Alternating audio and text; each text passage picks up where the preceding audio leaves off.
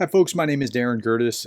I'm a professor who has been doing these daily updates. I've been doing it for about 180 days now. It's day 268.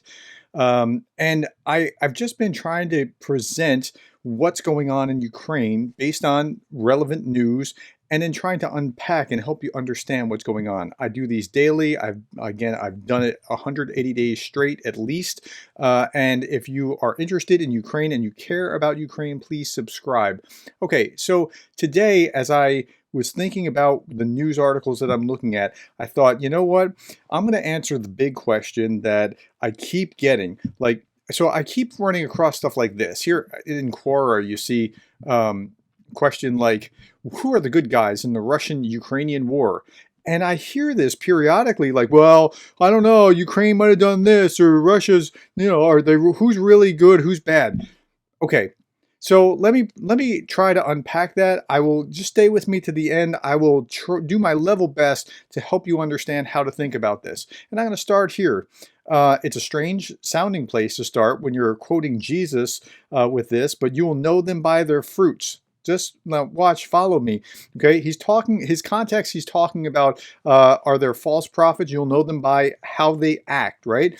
Do men gather grapes from thorn bushes or figs from thistles? No. Even so, every good tree bears good fruit. A bad tree bears bad fruit. A good tree cannot bear bad fruit, nor can a bad tree bear good fruit. Therefore, by their fruits you will know them. Now, what does that have to do with Ukraine? Well, think about this. Russian aggression, this is Zelensky talking about Russian aggression does not stop for a single day. 268 days of constant Russian aggression. You'll notice the Ukrainians are not in Russia pounding at the Russians. They're simply defending themselves, fighting back. The Russians are the ones that are the aggressors, okay? Just as Russian lies to the world never stop. They're a propaganda machine. Here's the ISW. Russian forces conducted another massive wave of missile strikes across Ukraine on November 17th. Ukrainian General Staff reported Russian troops launched 5 airstrikes, 25 cruise missiles. Where? At civilian infrastructure. Okay, by their fruits will you know them. Is it unlawful by the rules of war to destroy civilian targets? Yes. This was yesterday. These next 3 articles are yesterday. 63 bodies of Ukrainians tortured by Russians already found in liberated Kherson. Then another one. Tortures in occupied Kherson. I've never seen anything on such a scale before, says the guy in charge. Here's more. Russia loots 15,000 works of art, medical equipment, and anything that can be plundered. You're not supposed to be driving a tank looting. By their fruits, you will know them.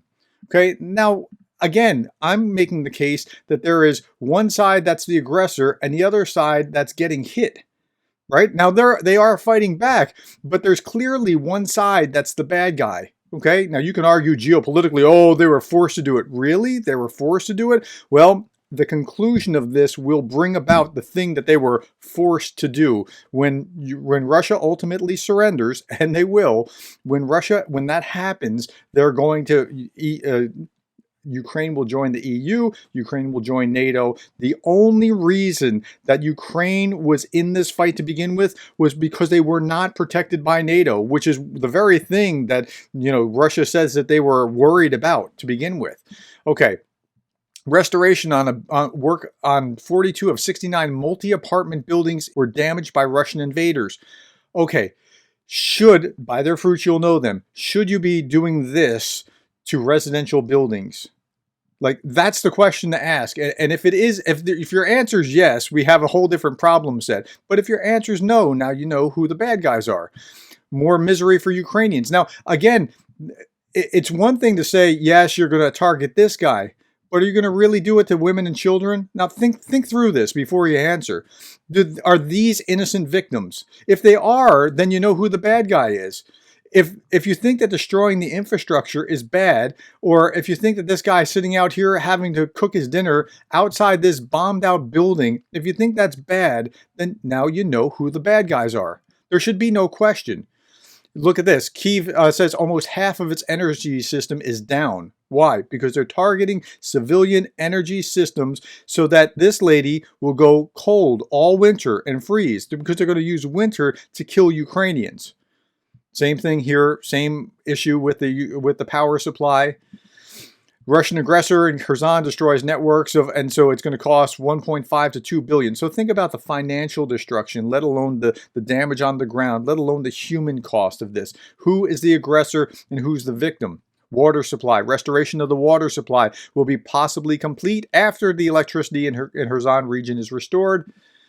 Now, again, it's not just even in Ukraine. When Russia blocks grain exports, it goes to African countries who are starving from that. At the same time, today, country after country, they're beginning to figure out what happened. They were misinformed that Russia is really the aggressor, that it does not support life, but does the opposite, says Zelensky. Okay. Another article, gross sabotage. Now, this even expands beyond this, sabotage of Nord Stream. Well, we don't know who did it, but you know it was a consequence of this war, right? So it's expanding there. The Kerch Bridge, I don't want the Kerch Bridge to be exploded. I just don't want it to be used as a military resource. But even their fighting back has caused great damage because of the original fighting to begin with. So the Nord Stream or the Kerch or whatever else, all the destruction, the sinking of the Moskva didn't have to happen if Putin hadn't invaded in 2022. Now, this article I find absolutely fascinating. Where's Putin? Leader leaves bad news on Ukraine to others. So how a leader acts can tell you a lot about the system, whether it's positive or negative. And here, when Russia's top military brass announced a televised appearance that they were pulling troops out of the key city of Kherson in southern Ukraine, one man missing from the room was President Putin. Wasn't that interesting? He's not going to be tarnished by that. That's not exactly the best leadership, right? Putin's silence comes after Russia faces mounting setbacks in nearly 9 months of fighting. The Russian leader appears to have delegated delivery of bad news to others, a tactic he learned during the coronavirus pandemic. Well, that's kind of interesting. And then it goes on and is talking about how Putin and Putin's system is built in a way that all defeats are blamed on someone else.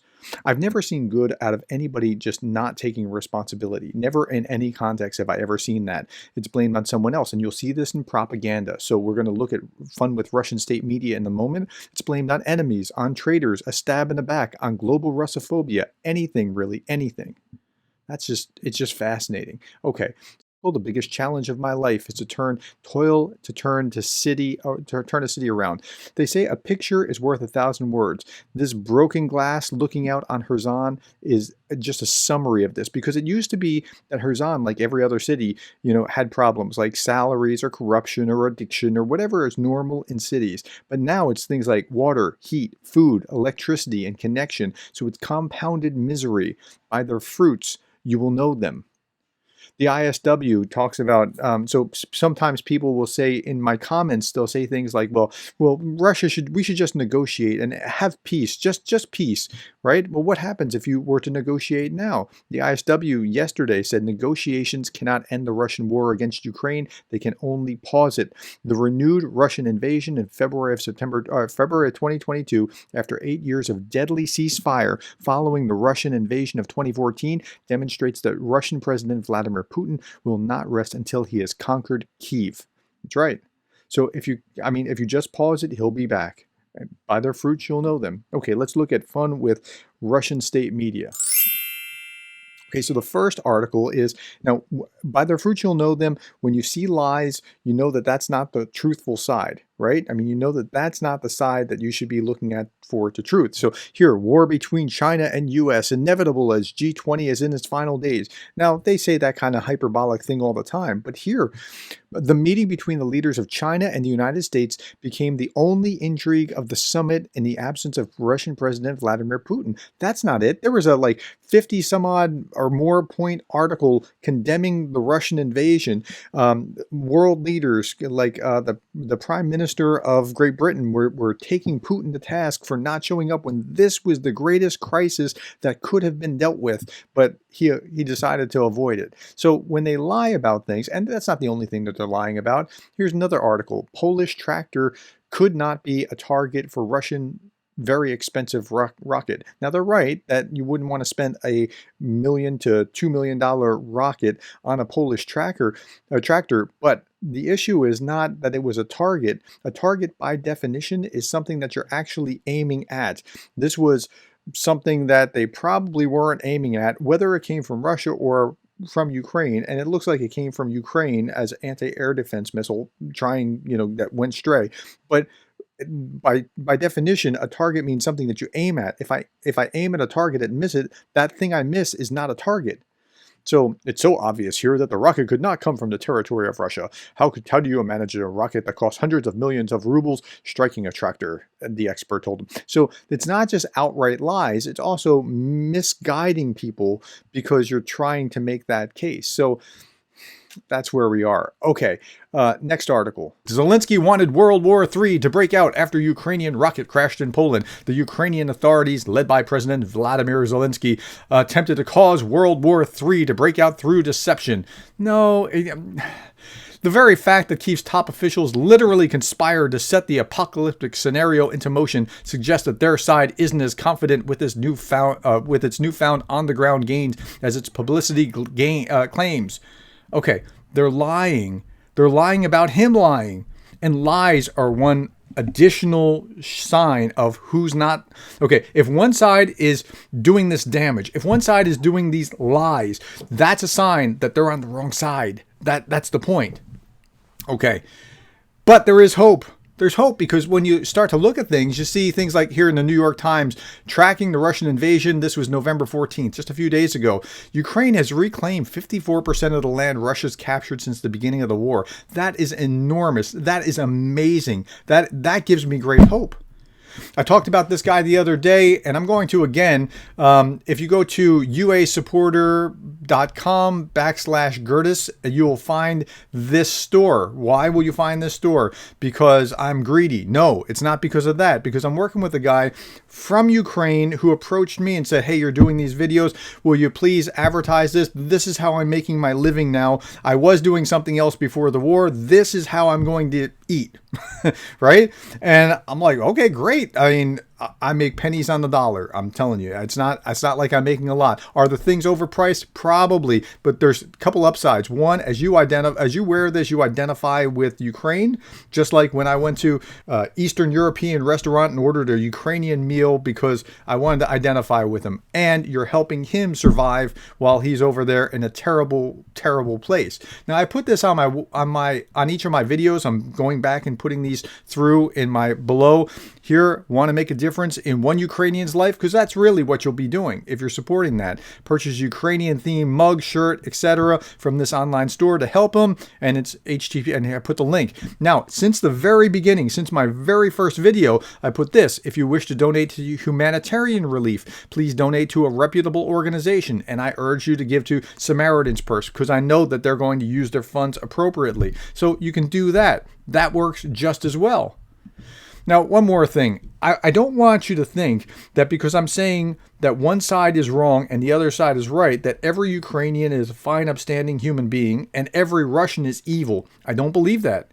In fact, Solzhenitsyn, who was, I finally read the Gulag Archipelago last year, and Solzhenitsyn said in there he's being tortured by these guys in the Soviet Gulag, and he's talking about the mercy that he received from one and as opposed to the beatings that he received from another. And he was thinking, wow, I mean, if only there was a way to categorize people into totally good and totally bad.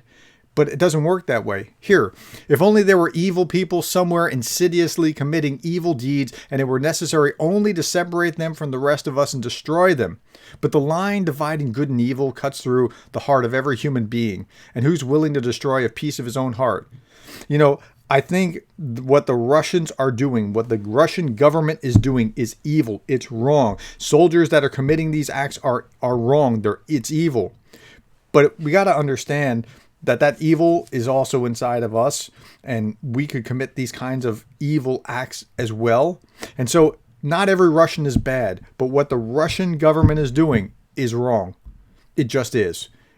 If to answer this question that we started with here in Quora, who are the good guys in the Russian-Ukrainian war? State over state, Russia is evil, Ukraine is defending itself and are the good guys. But never think that every Russian is evil or every Ukrainian is good. We're all flawed human beings, and we have to understand that. Okay, I hope that this helps you understand the big picture to answer that question. I'll be back tomorrow doing another one, just like I'll be doing the day after that. So if you want to have updates about what's going on the ground in Ukraine, please subscribe. Thank you. I would welcome your comments, and thank you for being the kind of person that cares enough about Ukraine to hear me drone on and on about this topic.